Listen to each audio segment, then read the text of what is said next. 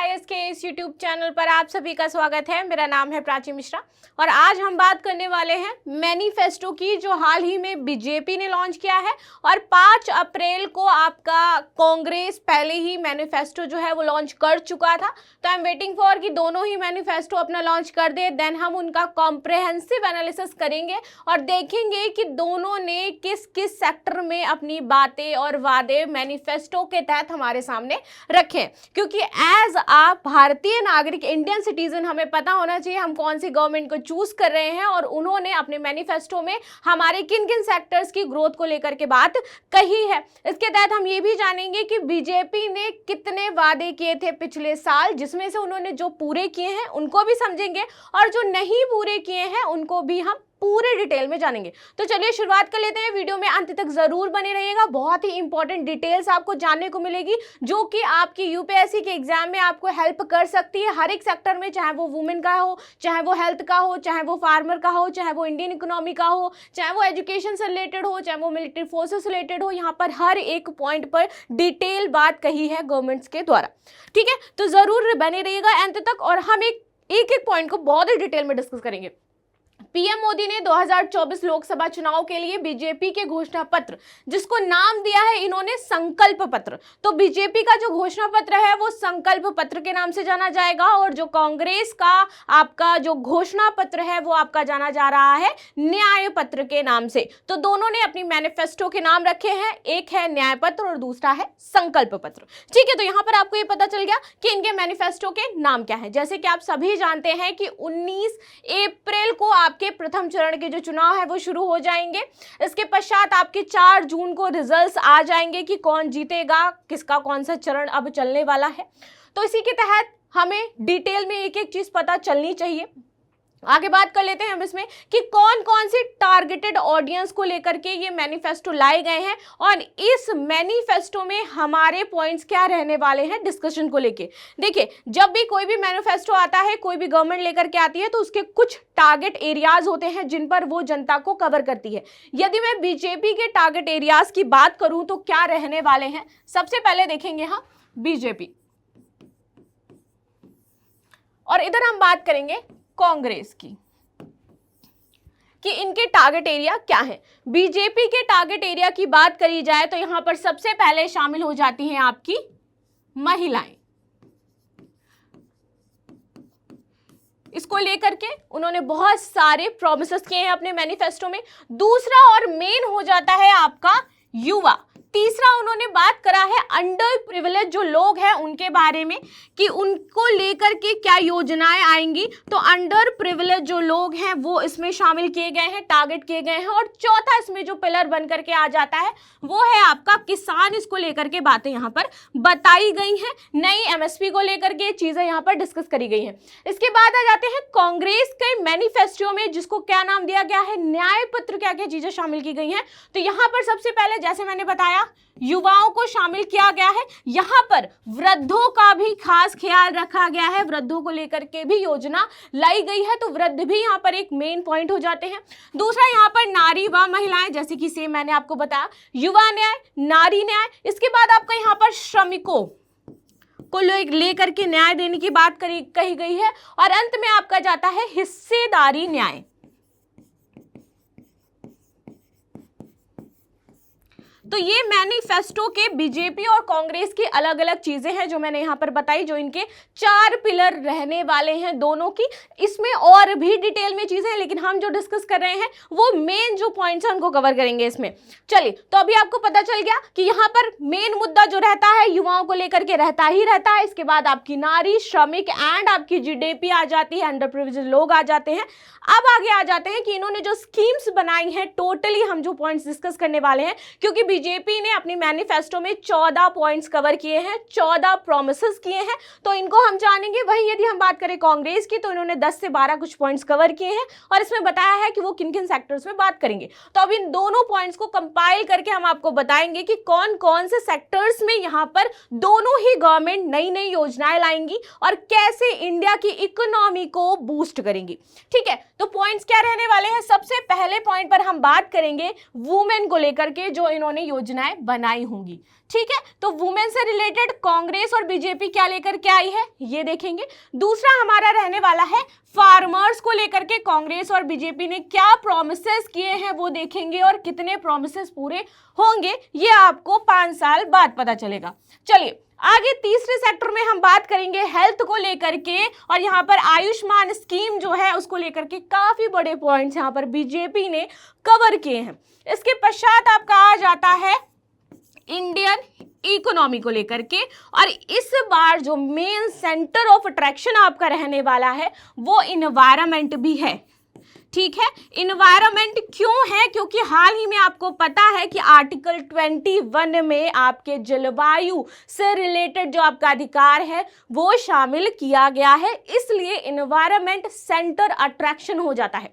ठीक है, यहाँ पर इसके बाद आपका नेशनल सिक्योरिटी का मुद्दा आ जाता है। आप आए दिन देख रहे हो, चाहे वो मालदीव्स हो, चाहे वो आपका अदर श्रीलंका हो, हमारा कहीं ना कहीं डिस्प्यूट चल ही रहा है। इसके पश्चात यहाँ पे कवर किया गया है सीनियर सिटीजन्स को, इनको लेकर के दोनों ने ही अपनी अलग अलग बातें कही हैं, इनको हम बात करेंगे। तो ये हमारे जो टॉपिक ऑफ आज के डिस्कशन है वो रहने वाले हैं।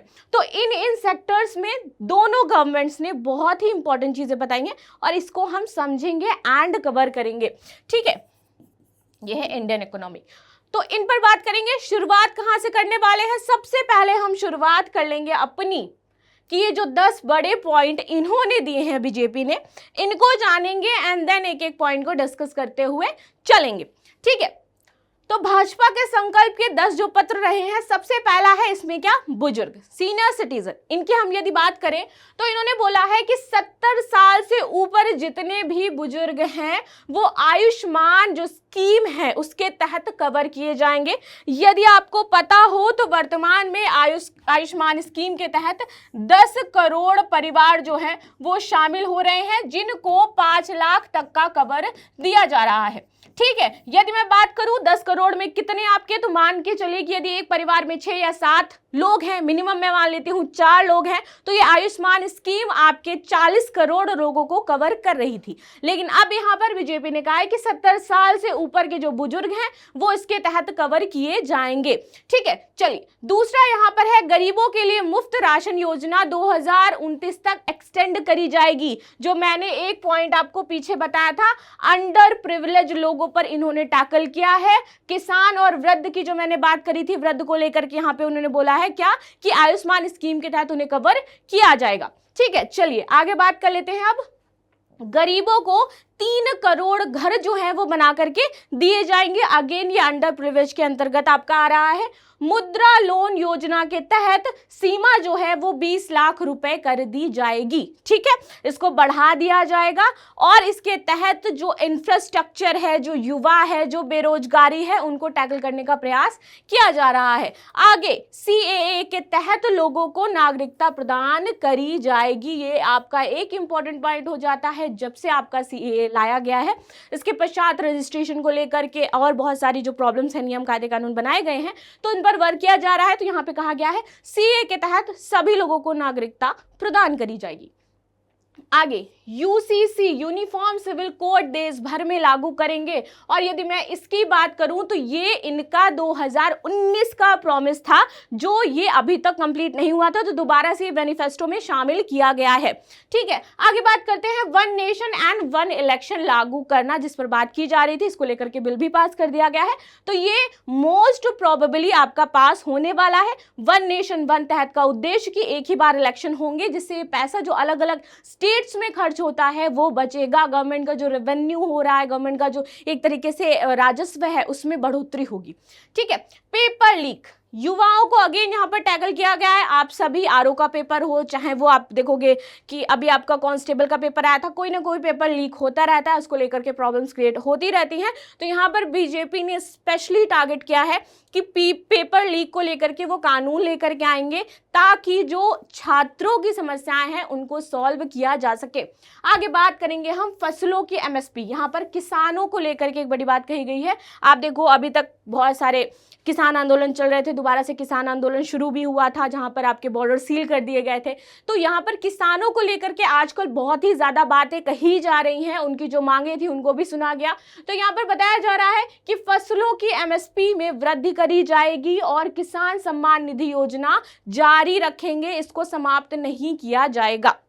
ठीक है, यहीं पर एमएसपी की अगेन एक बार बात करूं तो हाल ही में आपने न्यूज सुनी होगी कि इंटरनेशनल जो लेबर ऑर्गेनाइजेशन है और इंटरनेशनल जो ऑर्गेनाइजेशन है व्यापार के लिए डब्ल्यूटीओ वगैरह, तो उन्होंने क्या किया था, अभी हाल ही में भारत को चेताया था कि जो आपकी एमएसपी है चावल से रिलेटेड, क्योंकि उसे 10% रखने की बात कही गई है, जो इंटरनेशनली डिसाइड हुआ है डब्ल्यूटीओ के अकॉर्डिंग कि जितने भी डेवलपिंग कंट्रीज हैं, डेवलप्ड नहीं हुई हैं, जो डेवलप हो रही हैं, उनकी चावल को लेकर के जो एमएसपी होनी चाहिए वो 10% होनी चाहिए। लेकिन भारत ने इस एमएसपी को बढ़ा करके 12% कर रखा है और वह इसे और बढ़ाने जा रहा है। तो यहाँ पर भारत को इसको लेकर के चेताया गया था, लीगल नोटिस भी दिया गया था डब्ल्यूटीओ के द्वारा। लेकिन भारत क्या कह रहा है कि वो इसकी ये जो दर है डब्ल्यूटीओ की उसमें चेंजमेंट करवाएगा और एमएसपी जो है उसको जारी रखेगा, बढ़ी हुई रखेगा। तो यहाँ पर सरकार के द्वारा प्रयास किया जा रहा है कि किसानों का किसी भी तरीके से लॉस ना हो पाए। चलिए आगे बात कर लेते हैं हम गरीबों के लिए क्या घोषणाएं की गई हैं बीजेपी गवर्नमेंट के द्वारा।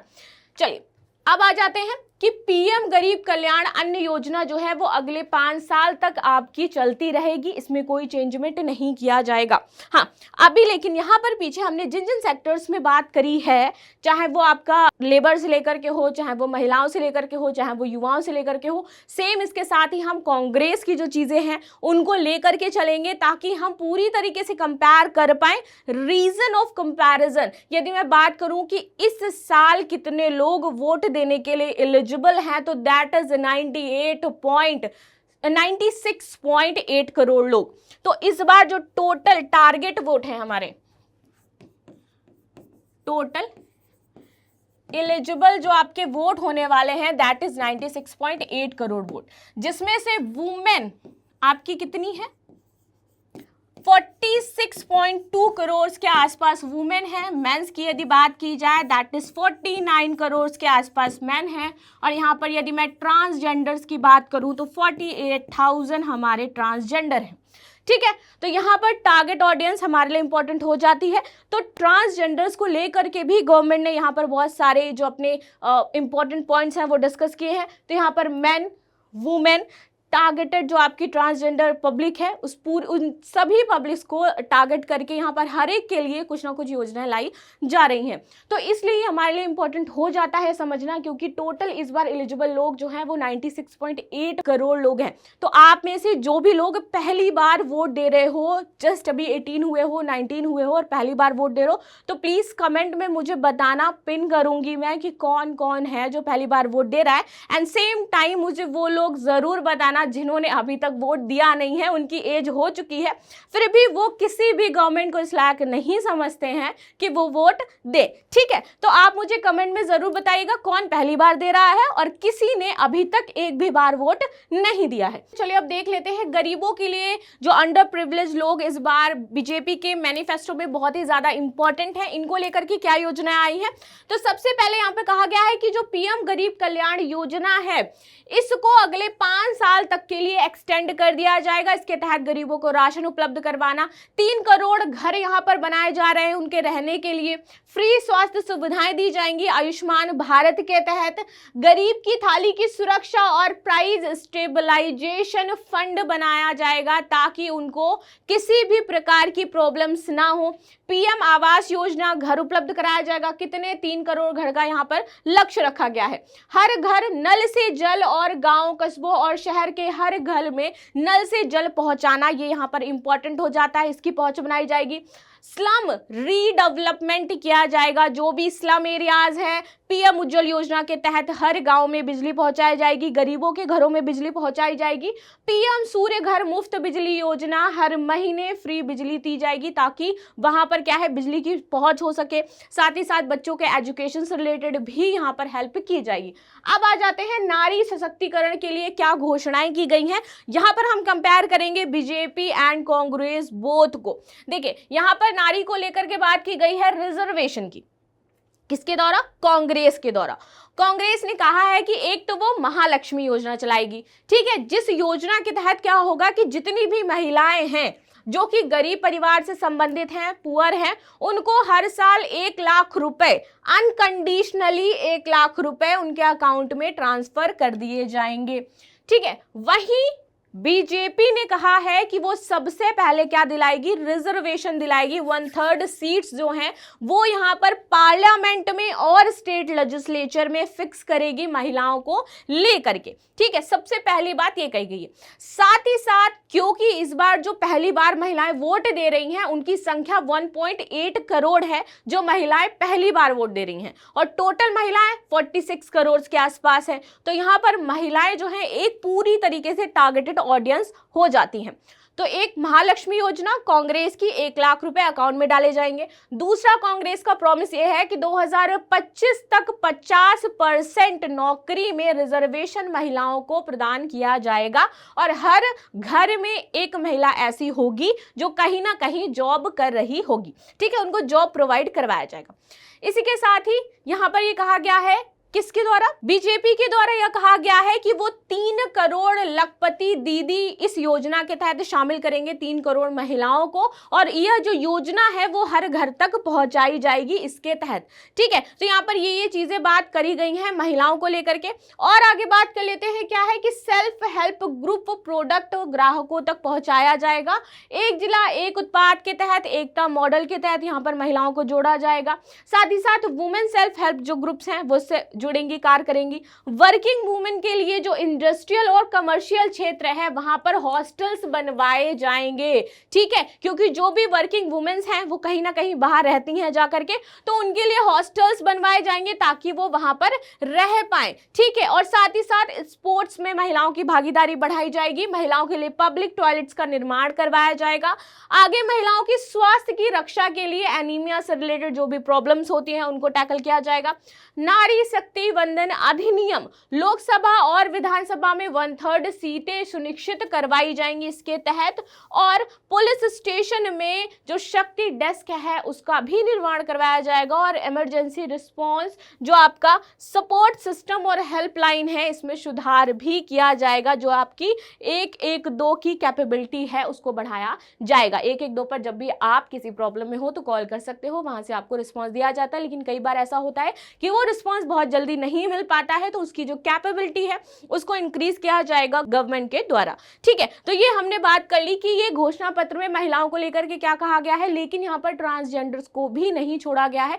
ट्रांसजेंडर्स के लिए यहाँ पर नौकरी से रिलेटेड और साथ ही साथ यहाँ पर उनकी जो जन भागीदारी है उसको बढ़ावा लेकर के बात कही गई है। और साथ ही साथ लखनऊ में आपका पहला जो ऐसा थाना बनाया गया है वहां पर ट्रांसजेंडर की अलग से थर्ड जेंडर की हेल्प डेस्क बनाई गई है।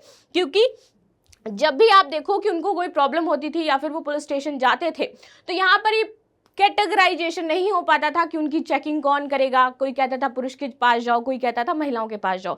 तो उसको लेकर के स्पेशली एक डेस्क बना दी गई है और वहां पर महिला कांस्टेबल रहेंगी जो उनकी जांच करेंगी, उनको देखेंगी, उनकी प्रॉब्लम्स को समझेंगी और जो भी प्रॉब्लम है उसका निवारण करेंगी। और ये जो मॉडल है वो पूरे उत्तर प्रदेश में लागू होगा और धीरे धीरे वो अगर सही रहा तो पूरे आप देखोगे कि भारत में लागू कर दिया जाएगा, ठीक है। आगे बात करें किसानों के लिए घोषणा, तो मैंने बता दिया आपको एमएसपी की बढ़ोतरी जारी रहेगी। अन्न को बढ़ावा देकर के भारत को दुनिया में न्यूट्री हब बनाया जाएगा। इसके लिए बहुत सारे जो वर्क्स हैं वो अभी से कार्य किए जा रहे हैं। भूमि को उपजाऊ बनाने के लिए जो खेती है और जो आपकी खाद है उस पर भी आपको क्या है बहुत ज्यादा छूट प्रदान की जा रही है गवर्नमेंट के द्वारा।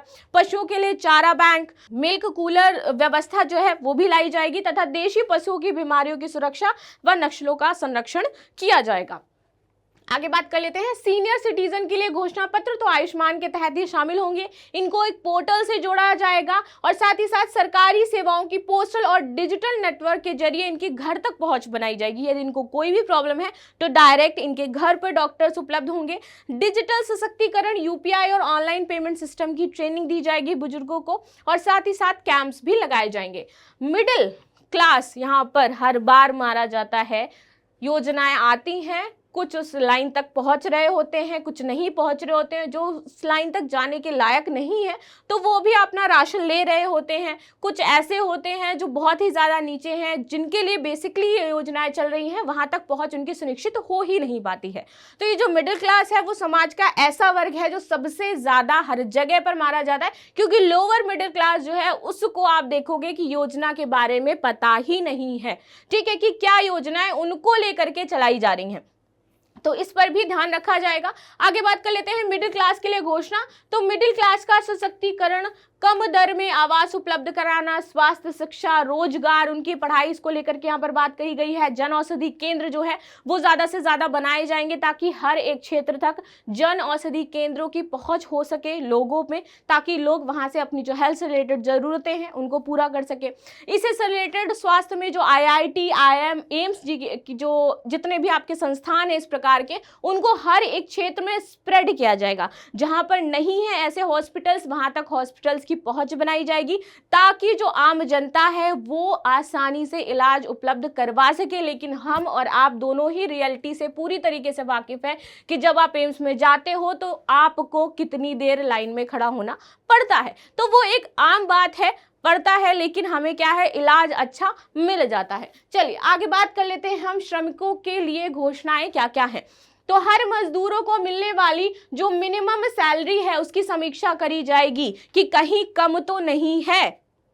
अगर ऐसा पाया जाएगा तो उनके लिए व्यवस्थाएं की जाएंगी यदि उनके साथ कोई प्रॉब्लम्स है, क्योंकि कई बार आप देखोगे कि कुछ वर्कर्स ऐसे होते हैं जो फ्रीलांसिंग पे काम कर रहे हैं। गिग वर्कर्स की यदि मैं बात करूं तो उनको लेकर के कोई बहुत ही ऐसा सख्त कानून नहीं है, कई बार उनकी सैलरीज उनको नहीं पहुंचती हैं।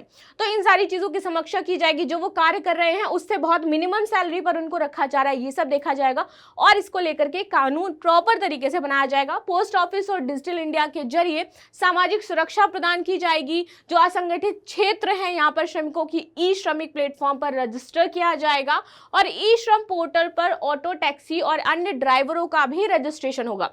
ठीक है, प्रवासी श्रमिकों का रजिस्ट्रेशन किया जाएगा, उनकी दिहाड़ी, इन सारी चीजों को मेंटेन किया जाएगा। आगे बात कर लेते हैं अन्य घोषणाएं। तो मत्स्य से संबंधित है, MSME है उससे संबंधित है। ट्रांसजेंडरों के लिए गरिमा गृह नेटवर्क जो है वो विकसित किया जा रहा है, आइडेंटिटी उनको कवर दिया जा रहा है। ट्रांसजेंडरों को आयुष्मान भारत योजना में कवर किया जाएगा, ये इंपॉर्टेंट हो जाता है। जैसे मैंने बताया कि इस बार ट्रांसजेंडर जो वोटर्स हैं टोटल आपके 48,000 हैं। ठीक है, भारत को संयुक्त राष्ट्र सुरक्षा परिषद में स्थायी सदस्यता हासिल करने पर बात कही जा रही है। ये आ जाता है हमारा नेशनल सिक्योरिटी का मुद्दा, जो मैंने बताया था कि ये भी एक इंपॉर्टेंट पॉइंट होते हैं इन मैनिफेस्टो में। ठीक है, तो यहाँ पर ये कह रहे हैं प्रॉपर तरीके से कि हमारी जो सदस्यता है इस बार संयुक्त राष्ट्र सुरक्षा परिषद में वो कंफर्म हो जाएगी और ये एक बहुत ही इंपॉर्टेंट चीज होती है। लेकिन यहाँ पे रखा गया है कि सदस्यता हासिल करने की कोशिश की जाएगी। ठीक है, कि कहीं हद तक हम इसमें सफल होते हैं या नहीं होते ये बाद में देखेंगे।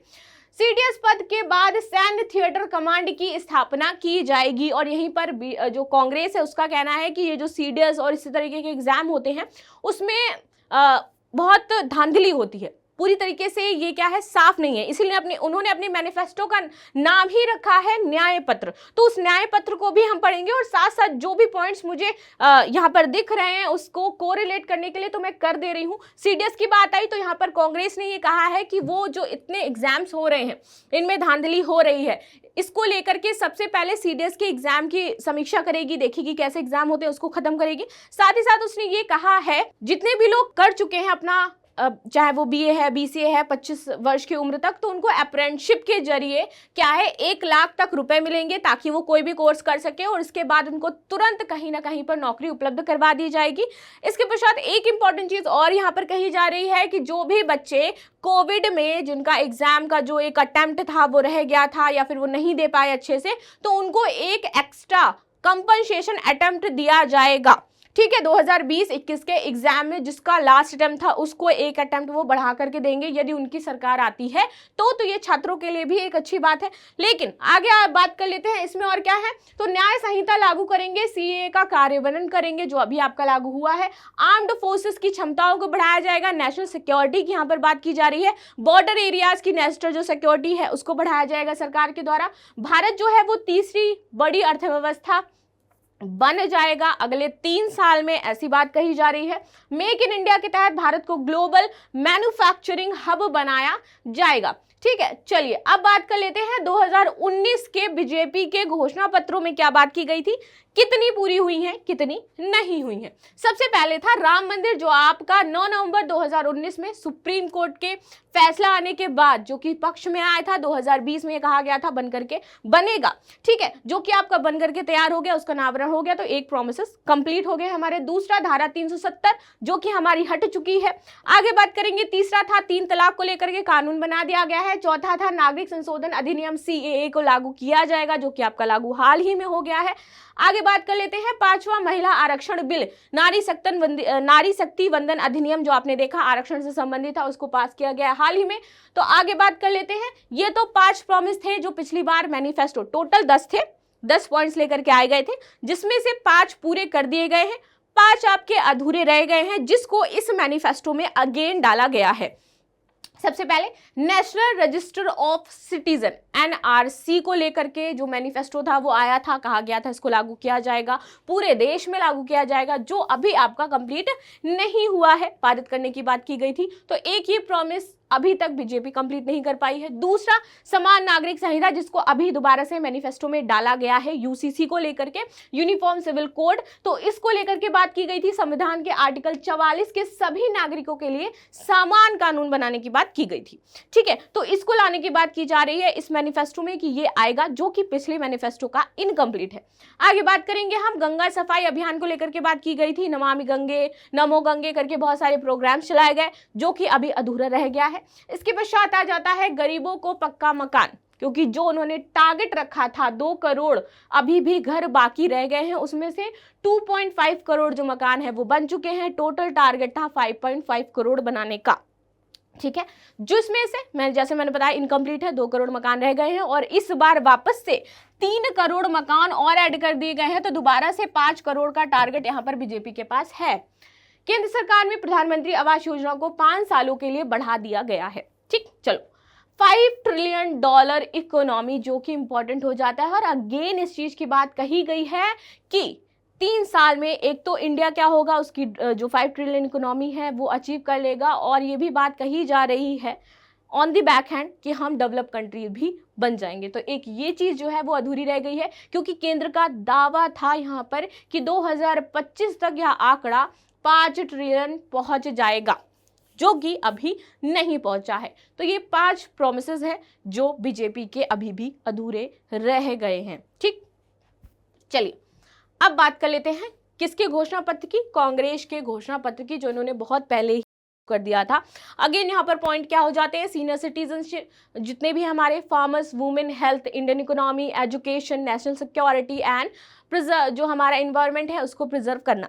ठीक है, चलो आगे बात करते हैं यहाँ पर। तो कांग्रेस की यदि बात की जाए कि उनके मैनिफेस्टो में क्या है, तो सबसे पहले शुरुआत करेंगे हम कहाँ से, युवा से। ठीक है, युवा मैनिफेस्टो वो लेकर के आए थे। युवा यहाँ पर न्याय की बात की गई है, क्योंकि आप देखोगे पेपर लीक की समस्या बनी हुई है, जिसको मैनिफेस्टो में ऑलरेडी बीजेपी ने कवर किया है कि वो उसको लेकर के कानून बनाएगी। वहीं इसको कांग्रेस ने भी कवर किया है, और उसने बोला है कि युवाओं की जो इससे पेपर से संबंधित जो प्रॉब्लम्स हैं उनको सॉल्व किया जाएगा। और एक इंपॉर्टेंट चीज ये है कि जो 25 वर्ष यहाँ पर है, 25 वर्ष से पहले जिन भी लोगों ने अपना ग्रेजुएशन कंप्लीट कर लिया है उनको डिप्लोमा के लिए 1 लाख रुपए दिए जाएंगे, और इसको नाम क्या दिया है, तो अप्रेंटिसशिप करवाई जाएगी। अप्रेंटिसशिप के तहत 1 साल होगी, वो 1 लाख रुपए प्रदान किए जाएंगे, एंड देन इसके पश्चात उनको किसी ना किसी सेक्टर में इंटर्नशिप करवाई जाएगी, रोजगार दिया जाएगा। जो कि पहला पॉइंट है कि रोजगार सबको, सारे युवाओं को इस प्रकार से मिल जाएगा, ऐसा कांग्रेस का कहना है।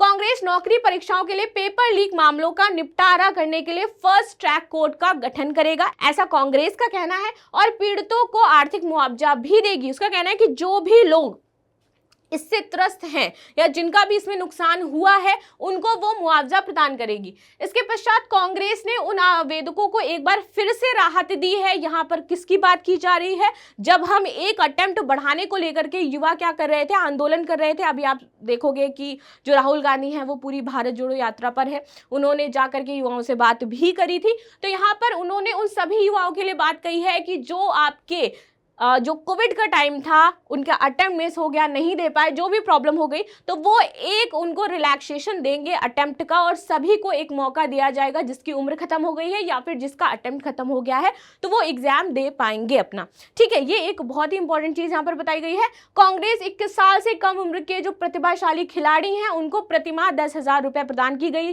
करेगा, ये यहाँ पर बात की गई है।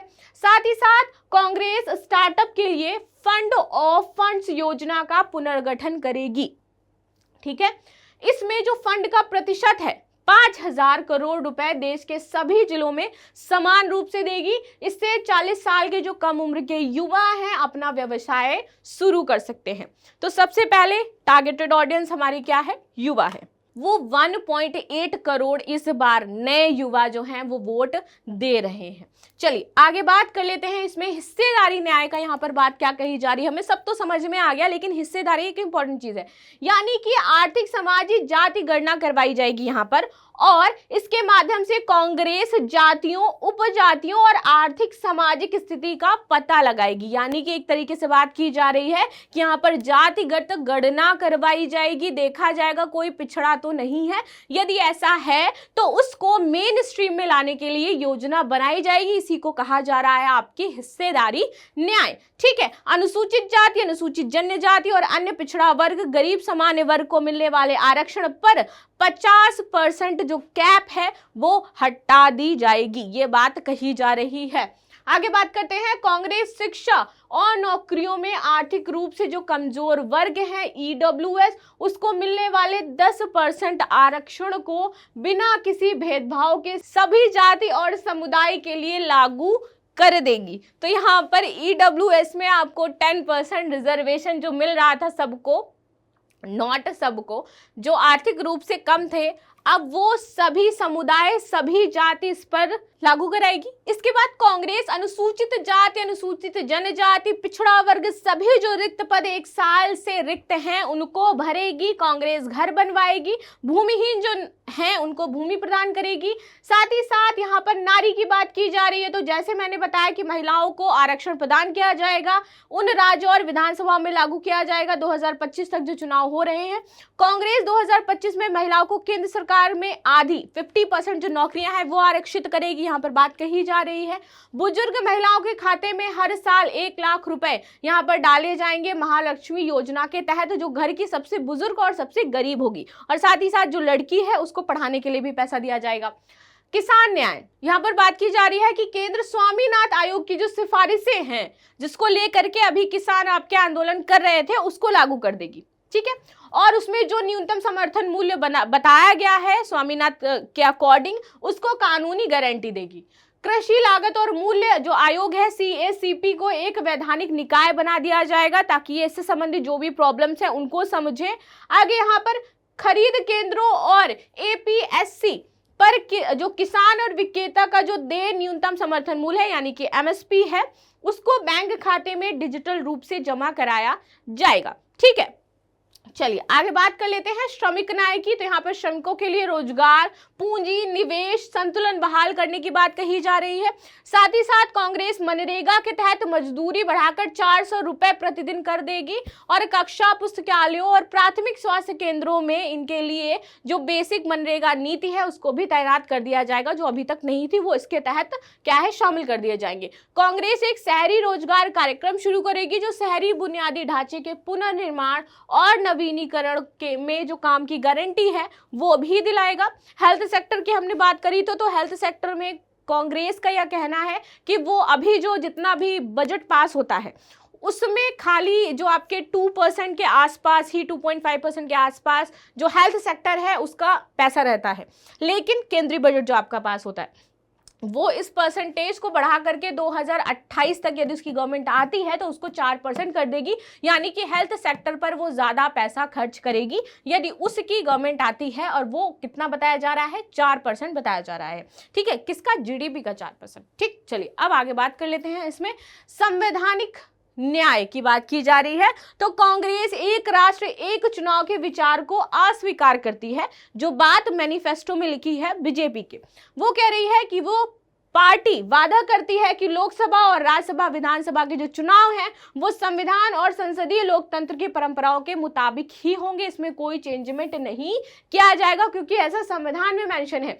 कांग्रेस मीडिया की पूर्ण स्वतंत्रता की बात कर रही है। उसका कहना है कि अभी तक जो भी मीडिया है वो पूरी तरीके से कैप्चर कर लिया गया है पर्टिकुलर एक पार्टी के द्वारा, एक समुदाय के द्वारा। तो यहाँ पर मीडिया स्वतंत्रता सहित भाषण दे, अभिव्यक्ति स्वतंत्रता बहाल करने का वादा कर रही है क्योंकि मीडिया हमारे कॉन्स्टिट्यूशन का 4th पिलर कही जाती है।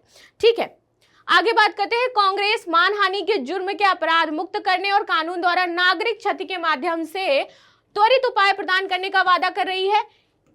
ईवीएम के माध्यम से जो चुनाव होते थे उनमें संशोधन, पारदर्शिता की बात कर रही है, लेकिन मतदान पर्ची को वीपैट पर्ची से मिलाया जाएगा। ठीक है, यानी कि ईवीएम से जो चुनाव होंगे लेकिन जो मतदान पर्ची है उसको मिलाया जरूर जाएगा और इसमें क्या हो जाएगा, इससे आपका ट्रांसपेरेंसी जो है वो बिल्ड होगी।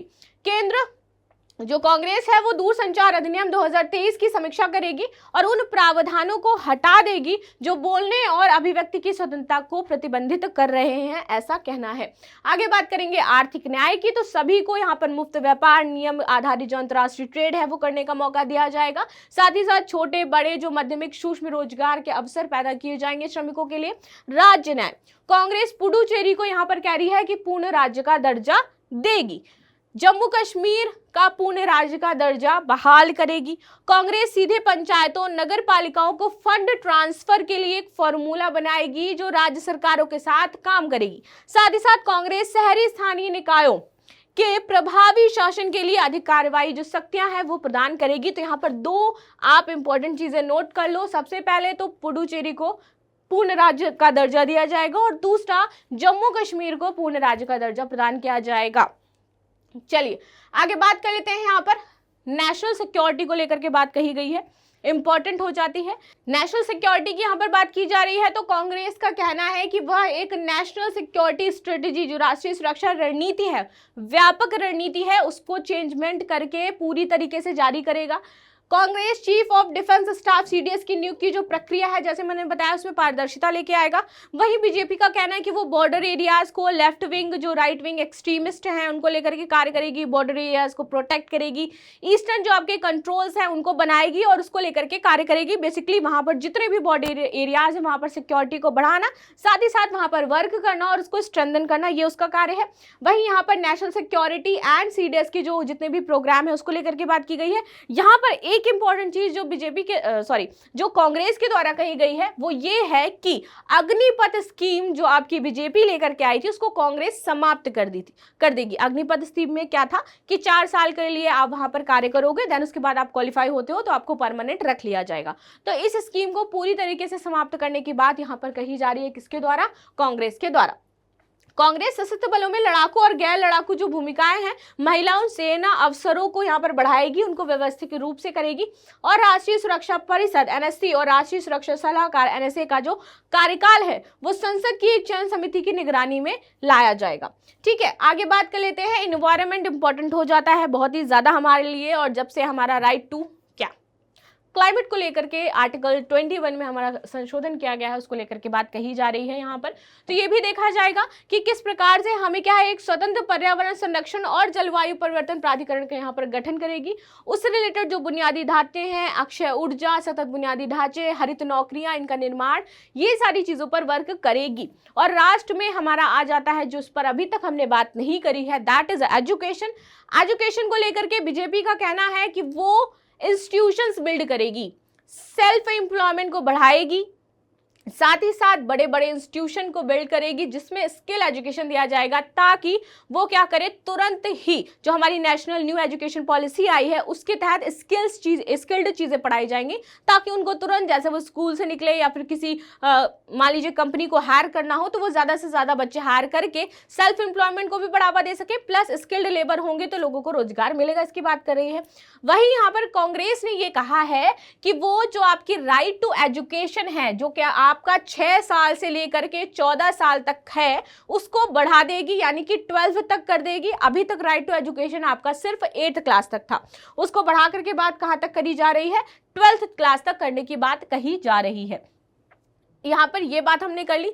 अब आ जाता है हमारा इंडियन इकोनॉमी को बूस्ट करने के लिए, और साथ ही साथ जो नॉर्मल पीपल हैं या फिर हमारे बिजनेस सेक्टर के लोग आ जाते हैं, या फिर हमारी इंडियन इकोनॉमी की बात आती है, तो यहाँ पर कहा जा रहा है बीजेपी के द्वारा कि उसका जो मेन मोटो है कि इन्फ्लेशन को 5%, जो कि वर्तमान में अभी 5% है, तो सिंगल डिजिट में रखना उसका मेन मोटो है, जो कि आपके 2009 के आसपास डबल डिजिट में पहुंच गया था, 8-9 के आसपास। तो उसका कहना है कि मेन मोटो हमारा इन्फ्लेशन को सिंगल डिजिट में रखना है, जो कि अभी आपका 5% है, तो इसी की दर को मेंटेन रखना है, उसको और लो करना है। इस प्रकार से हमारी जो जीडीपी है उसको 10 साल में हमें क्या करना है, डबल करना है। ये किसका कहना है, बीजेपी का कहना है। वहीं यहां पर बात की जा रही है किसकी, कांग्रेस की। यदि तो कांग्रेस ने, जैसे मैंने बताया कि जो वर्कर्स और एम्प्लॉयमेंट की बात आई है, तो यहाँ पर कांग्रेस का सेम कहना है कि वो सेल्फ एम्प्लॉयमेंट को बढ़ावा देगी, महिलाओं की भागीदारी इसमें सुनिश्चित करेगी, साथ ही साथ वर्कर्स जो गिग वर्कर्स हैं उनके राइट के प्रोटेक्शन के लिए एक लॉ लेकर के आएगी। ठीक है, तो ये सारे कार्य इसके द्वारा किए जाएंगे। तो आई होप आपको मैनिफेस्टो समझ में आया होगा, क्या था दोनों का, क्या वादे थे, कितने पूरे हुए, कितने नहीं पूरे हुए। दोबारा से हम 5 साल बाद देखेंगे कि ये जितने भी अभी वादे किए गए हैं सरकार के द्वारा, उसमें से कितने पूरे किए जाएंगे, कितने नहीं किए जाएंगे। लेकिन कांग्रेचुलेशन उन सभी को जो पहली बार अपना वोट दे रहे हैं, क्योंकि वोट हमारा एक अधिकार है जो हमें बहुत अच्छे से यूज करना होता है। तो हमने हर एक चीज को देखा, हर एक चीज को समझा। देन जो भी फर्स्ट टाइम वोटर्स हैं उनके लिए थम्स अप, और जिन्होंने अभी तक वोट नहीं दिया है वो मुझे कमेंट करके जरूर बताएं। मिलते हैं नेक्स्ट क्लास में, तब तक के लिए धन्यवाद। लाइक शेयर सब्सक्राइब करना बिल्कुल भी ना भूलें।